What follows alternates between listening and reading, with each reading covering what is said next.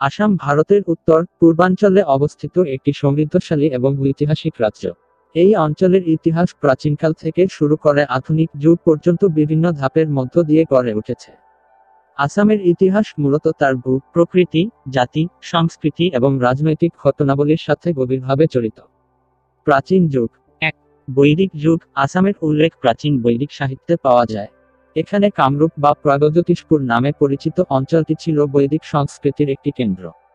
২. কামরূপ রাজ্য। প্রাচীন কামরূপ রাজ্যের শাসন প্রায় খ্রিস্টপূর্ব ৩৫০ সাল থেকে শুরু হয়।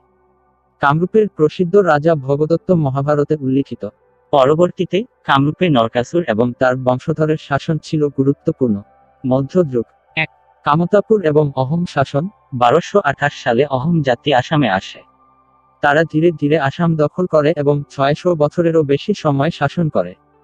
অহোমরা আধুনিক আসামের রাজনৈতিক ও সাংস্কৃতিক ভিত্তি স্থাপন করে। ২. মোগল বিরোধিতা। অহোমরা মোগলদের আক্রমণ বারবার প্রতিহত করে।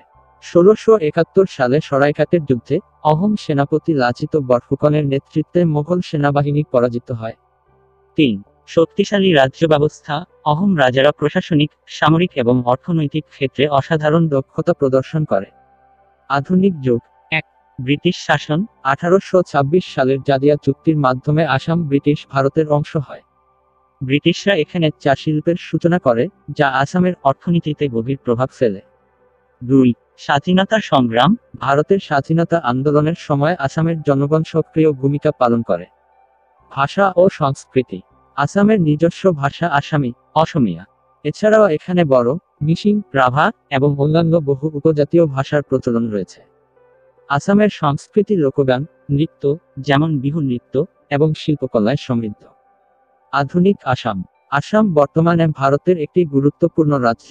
এটি চা শিল্প, বনজ সম্পদ এবং প্রাকৃতিক সৌন্দর্যের জন্য বিখ্যাত। ব্রহ্মপুত্র নদ এই অঞ্চলের জীবনযাত্রার কেন্দ্রবিন্দু। এই ঐতিহাসিক ধারা আসামকে একটি বৈচিত্র্যপূর্ণ ও সমৃদ্ধ সাংস্কৃতিক পরিচিতি প্রদান করেছে। ধন্যবাদ ভিডিওটি দেখার জন্য।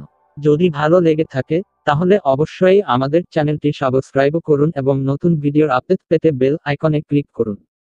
আপনাদের সাপোর্ট আমাদের অনুপ্রেরণা। ধন্যবাদ সবাইকে। বিগ ওয়ার্ল্ড এর পক্ষ থেকে।